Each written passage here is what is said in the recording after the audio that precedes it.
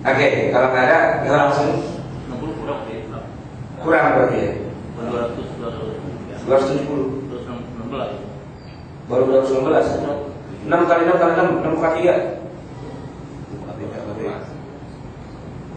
24. 6 aja nih 60 cm. Jadi dulu sih bilang klik 20 kali mulu. Sekarang naik lagi.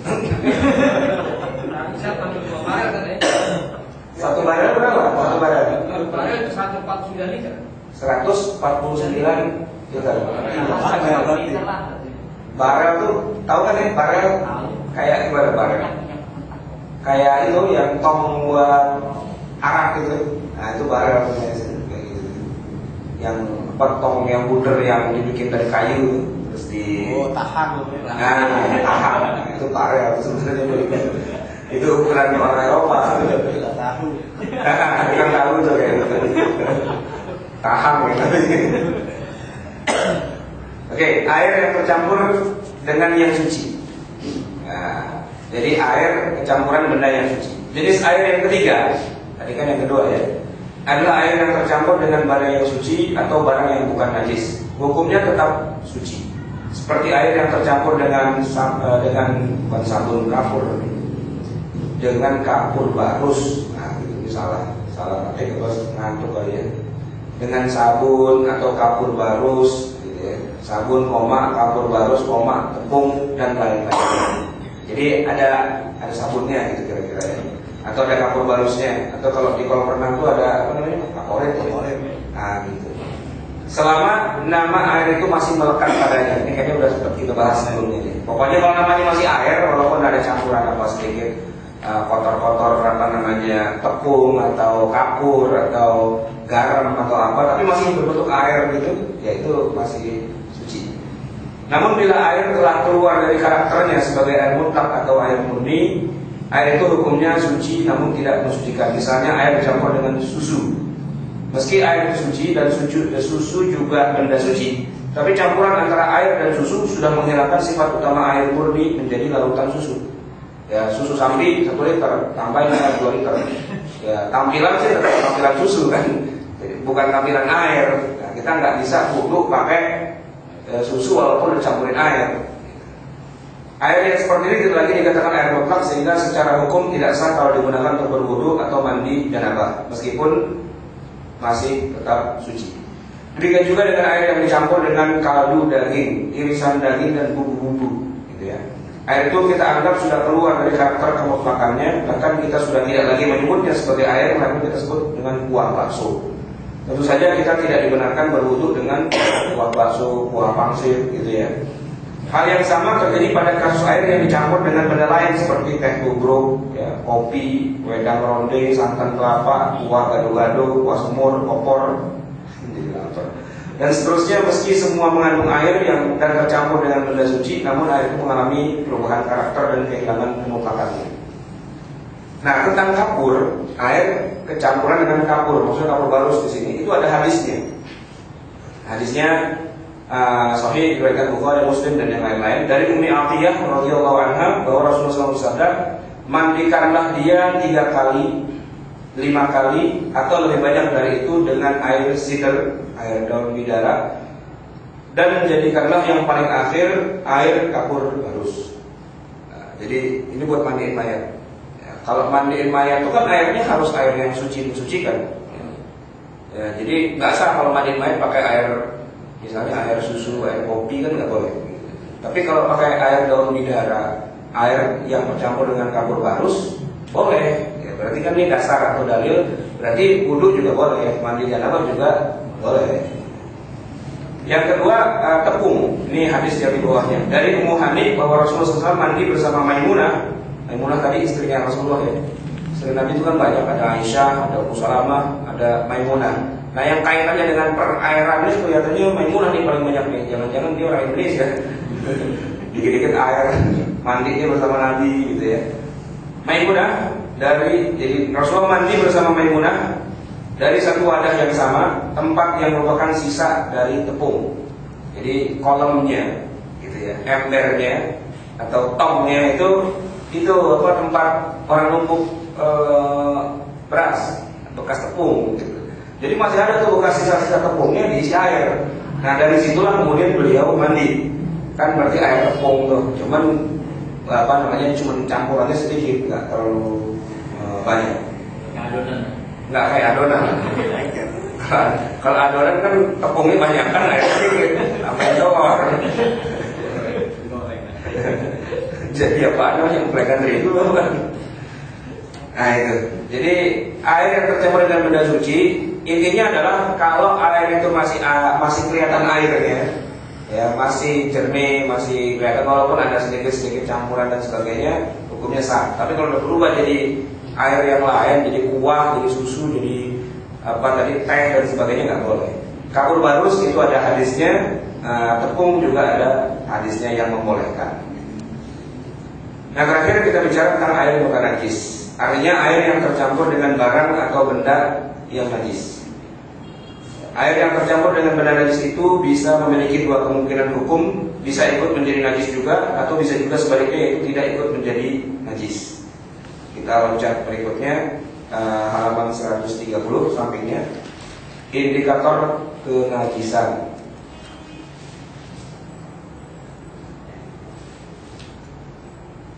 Ada tiga kan, berubah warna, rasa, aroma, atau tidak berubah warna, rasa, aroma.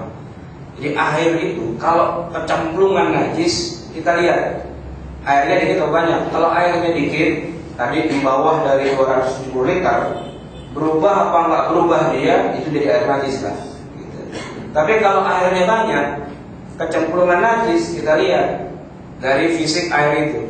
Kalau fisik air itu enggak berubah warnanya, rasanya, aromanya, ya udah dia berarti air yang suci. Ya, misalnya empang. Terus di salah satu sudut empang itu ada bukan jamban, ada bangke gitu ya, atau ada apalah gitu. Ya boleh jamban, tapi jangan. Kalau jamban mah semuanya lama-lama jadi butak semua gitu. Kalau jamban jadi banyak. Nah, ya tapi nggak apa kalau misalnya jamban, empangnya seluas apa dulu, gitu kan? Kalau empang ukuran 4 x 5 meter, terus ada helikopter dua di situ, ya udah, itu namanya jamban gitu ya. Gitu. Udah nggak ada kan helikopter yang dulu. Nah, jadi kalau airnya banyak, artinya empangnya luas. Lalu ada di salah satu sudutnya ada bangke atau ada apa kotoran manusia apa segala macam, yang di sebelah dekat benda najis itu mungkin warnanya berubah, baunya mungkin berubah. Kalau kita jilat rasanya mungkin lain. Tapi yang agak jauhan, nah itu belum tentu dia najis. Maka ngetesnya adalah dengan 3 indikator itu. Bagaimana warnanya, bagaimana baunya, bagaimana rasanya. Jadi warna, rasa, aroma. Bukan masalah kental apa enggaknya, gitu ya. Kental nggak nih airnya? Bukan. Tapi salah satunya baunya dulu lah. Itu yang paling gampang. Nah, yang lebih gampang lagi adalah warnanya. Ya kalau jamban sebelah sono, terus warnanya jadi pada kuning, ya kan? Kemarin pada kuning juga ada semua. Nah ini kan berarti udah kelihatan dari segi warna aja. Nah, belum dari segi bau. Nah kalau emang dua-duanya nggak ada, indikator ketiga adalah dicicipin rasanya berasa najis apa enggak. Gitu.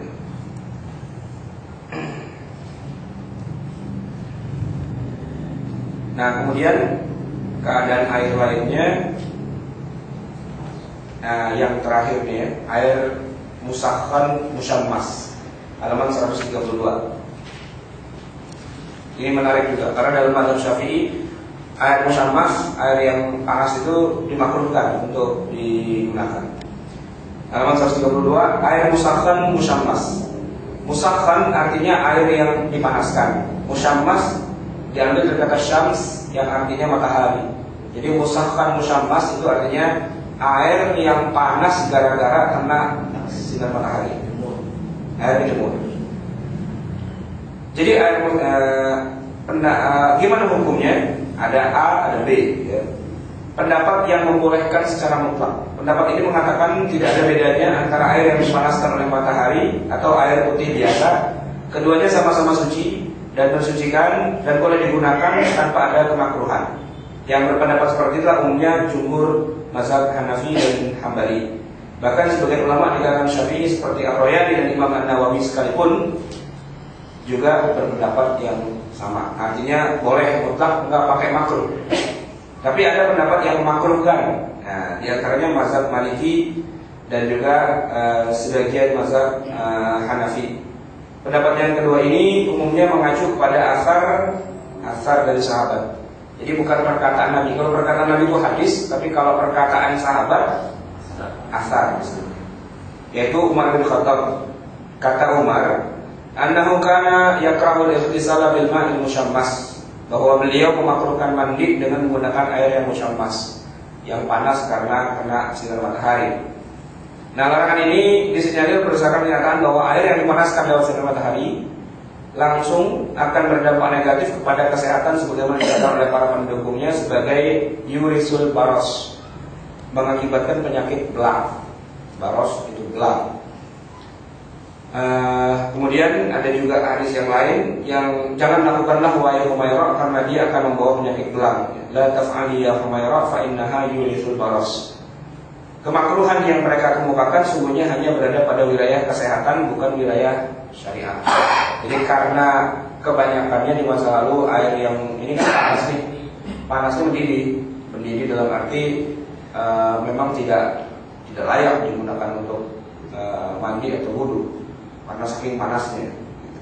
Jadi kalau di negara-negara yang subtropis itu kan saluran air itu kan terbuat dari besi dan pipa gitu ya.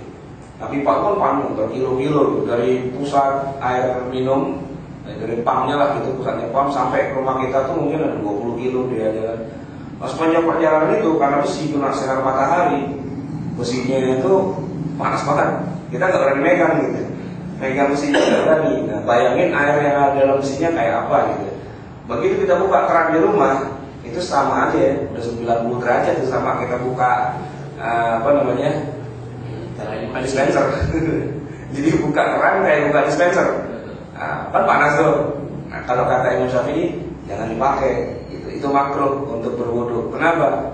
Belang ntar ente, bukan belang sih, matang mungkin. Melotok, melepuh gitu. Seperti itu. Nah, kalau yang cuma anget-anget dikit doang, karena kuku gitu, itu sebenarnya nggak jadi masalah. Namun mereka yang mendukung pendapat ini seperti Al-Ghazali mengatakan air musyammas musahhan ini menjadi makruh digunakan untuk bertaharah manakala di dalam negeri yang panasnya sangat menyengat seperti Hijaz atau Saudi Arabia. Sedangkan negeri yang tidak mengalami panas yang ekstrim seperti di Mesir atau di Rom, hukum makruhnya tidak berlaku. Itu tadi ya, negeri yang memang panas banget, nah itu memang airnya jadi sangat panas. Kemudian air musahhan ghairul musyammas, air yang panas tapi bukan karena sinar matahari. Artinya adalah air yang menjadi panas tapi tidak karena sinar matahari langsung.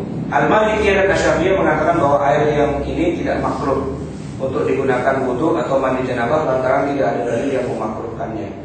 Bahkan Al-Imam Syafi'i rahimahullah mengatakan meski air itu menjadi panas lantaran panasnya benda najis, tetap saja air itu boleh digunakan untuk bertaharah. Panas karena benda najis. Mungkin kayak ini biogas gitu ya. Jadi kan zaman sekarang itu ada panas dengan menggunakan kotoran gitu. Itu kan benda najis tuh. Panasnya itu bisa menghasilkan energi yang tinggi dan bisa memanaskan air yang ada pada tubuh. Nah, itu kan dari benda najis, kata Syafi'i nggak masalah. Gitu. Karena yang nyampe ke air itu kan bukan najisnya, panasnya. Jadi yang dimakruhkan oleh mazhab Syafi'i tentang air musyammas karena memang masalah penyakitnya itu tadi, penyakit belang. Nah, terakhir pensucian air. Ini penting. Air yang sudah terkena pencemaran najis masih bisa disucikan kembali asalkan memenuhi ketentuan dan kriteria yang telah ditetapkan.